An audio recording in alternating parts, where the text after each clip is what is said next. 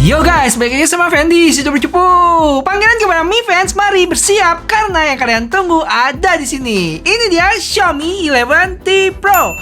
Sesakti apa HP Xiaomi seri T yang ke-11 ini? Gak usah pakai lama, langsung aja kita cus ke kontennya. Oh ya, tapi sebelumnya bantuin gue buat like dulu ya video ini. Thank you. HP ini punya 3 warna ya, ada biru, putih, sama grey. Sedangkan untuk varian di sini cuma ada satu, yang tertinggi itu 12 plus 256, seharga 799 Singapura dolar. Atau kalau dirupiahin sekitar 8,4 juta rupiah. Dan di samping itu dapat free gift juga loh, yaitu Mi Watch dan Buds 3 Pro. Kira-kira berapa harga dan kapan keluar di Indonesia? Sabar, nanti gue bahas di belakang. Ini dia boxnya, berwarna dasar putih dengan angka 11 di tengah, 108 megapiksel di kiri atas, terus di bawah ada sound by Harman Kardon, dan 5G.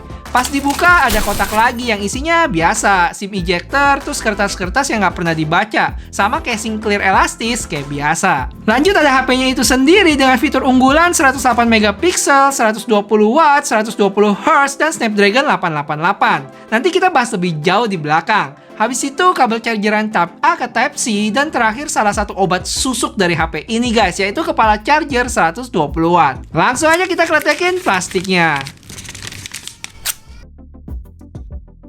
Saat dinyalain langsung disambut sama MIUI 12.5 berbasis Android 11. Untuk baterainya udah kemakan 22,1 GB dan langsung dimintain update OS loh dari 12.5.2 ke 12.5.4. Terus untuk skor Antutunya dapat sekitar 630 ribuan loh.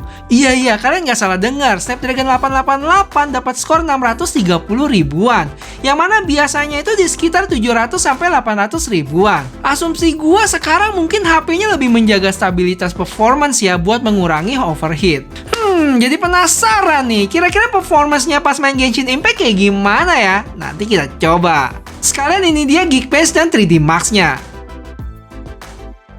Impresi gue pertama saat pegang HP ini, wah, mirip kayak Poco F3 versi tebelnya loh guys. Dan sayangnya belakangnya masih glossy gitu, dan sidik jarinya gampang nempel. Cuma ya kalau kalian pakein casing nggak masalah. Terus juga ada desain garis tipis-tipis di belakangnya. Untuk layarnya dia punya ukuran 6,67 inch dengan kamera selfie di tengah yang dapat screen protector bawaan. Buat bezelnya cukup tipis ya di bagian kanan sama kirinya. Untuk atas sama bawah sih standar. Dan perlindungannya Gorilla Glass Victus cuy, sadis. Di sebelah kanan ada volume dan power button yang merangkap sebagai fingerprint. Di sebelah kiri kosong, di atas ada AR Blaster, tulisan sound by Harman Kardon, speaker, sama mic.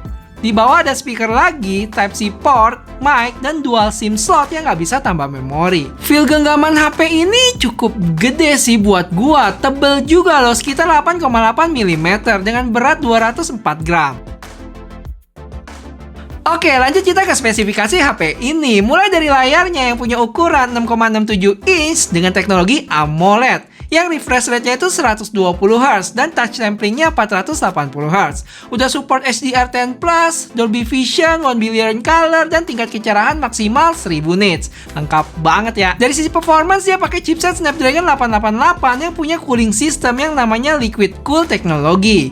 Untuk baterainya 5000 mAh yang support dan dapat chargeran 120 watt. Secepat apa? Nanti kita tes. Untuk kameranya ini pun gak main-main ya. Dia punya 108 megapiksel lensa utama, 8 megapiksel ultra wide dengan jarak pandang 120 derajat, 5 megapiksel makro, dan kamera selfie-nya 16 megapiksel. Spek lainnya dia udah 5G, NFC, Wi-Fi 6, dual speaker sound by Harman Kardon, Dolby Atmos, high-res audio, dan ini penting nih, Xiaomi janji kalau mereka bakal kasih update sampai 3 generasi Android OS loh, dan 4 tahun security patches. Jadi tenang aja, HP ini nggak bakal ditelantarkan dalam jangka waktu 3-4 tahun ke depan.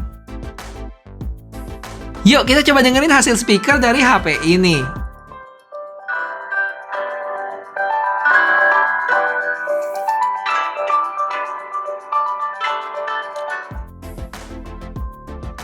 Oke, game pertama kita tes kayak biasa ya, Genshin Impact dengan settingan highest 60 fps. Dan gimana hasilnya? Langsung aja kita ke grafik fps-nya. Kalau dilihat sepertinya bener ya, performance-nya itu ditahan dan berjenjang gitu guys. Dari awal-awal di 3738 ke 3435 fps dan sempat lama di 30 fps. Ini bener-bener mirip kayak grafiknya Xiaomi Mix 4 ya. Cuman sayangnya di Mi 11T ini lebih bergejolak guys. Kalau kalian lihat, gejolak cukup besar di sini pas lagi lawan banyak musuh loh. Dan setelahnya gue sempet diemin aja beberapa saat dan kayak gitu grafiknya. Terus lanjut lagi ke battle yang cukup rame, ada gejolak lagi di bagian sini. Total gue dapat FPS rata-rata di 25,4 yang menurut gue sih tergolong kecil ini. Tapi di satu sisi suhu HP-nya nggak panas-panas banget, panas aja. Dan pas gue ukur ada di sekitar 42 derajat.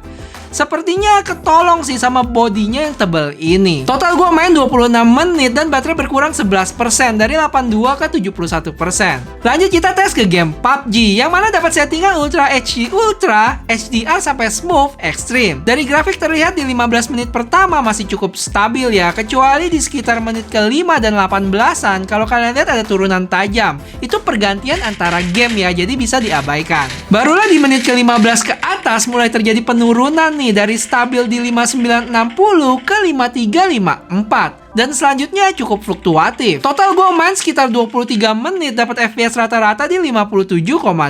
Baterai berkurang 8% dan suhu cukup hangat di 39 derajat Celcius. Ada game lain yang mau gue tes? Komen di bawah ya. Kalau rame nanti gue bikinin video khusus gaming test di HP ini.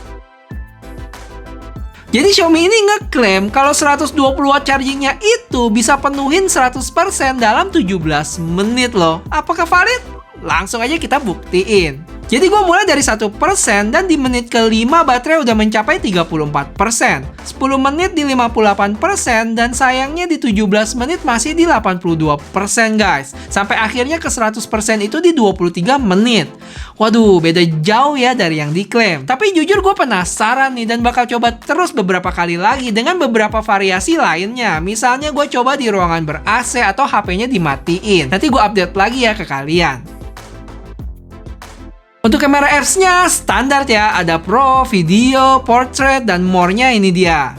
Ada sekitar 12 mode. Untuk resolusi videonya, dia bisa sampai 8K 30 fps loh untuk kamera belakang. Dan untuk kamera depannya 1080p 60 fps. Yo guys, ini dia hasil video dari HP apa ya ini ya?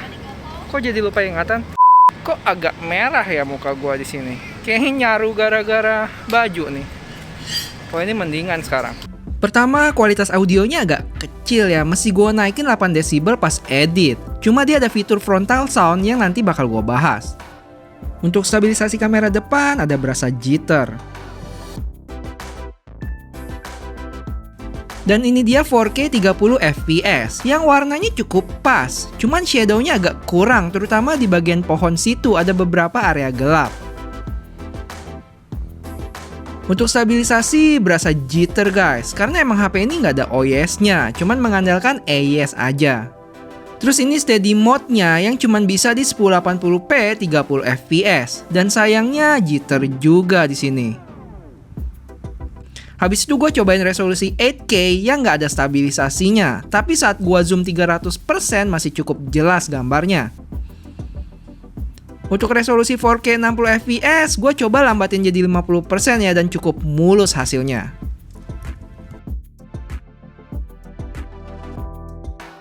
Ayo, gue pengen tahu, ada yang tahu HP ini nggak guys? Haha, ditunggu ya. Yo guys, jadi di kamera selfie ini dia ada fitur namanya frontal sound. Coba kita tes ya. Sekarang off, gue coba nyalain. Ini sekarang on ya frontal soundnya. Ada perbedaan kah? Nanti coba gue denger pas edit videonya. Oke, lanjut kita ke fotonya. Yang mana ini 0,6x, 1x, dan 2x. Hal yang langsung kelihatan di sini adalah lensa ultra wide-nya sama wide-nya itu cukup kelihatan perbedaannya. Dimana ultra wide itu lebih gelap. Terus yang gue lihat juga, kalau kalian lihat foto dengan background ada mataharinya gitu, untuk processing foto lensa wide-nya jadi nggak natural. Terlalu oversharpening di sini. Padahal di 2x-nya masih cukup oke. Di foto ini juga sama antara portrait sama auto di lensa wide.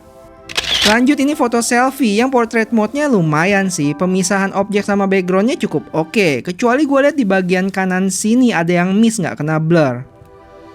Terus apakah mode 108M-nya gimmick? Langsung aja gue bandingin dan gue zoom 2000% di sini. Sepertinya emang bekerja ya, foto di 108M ini lebih jelas.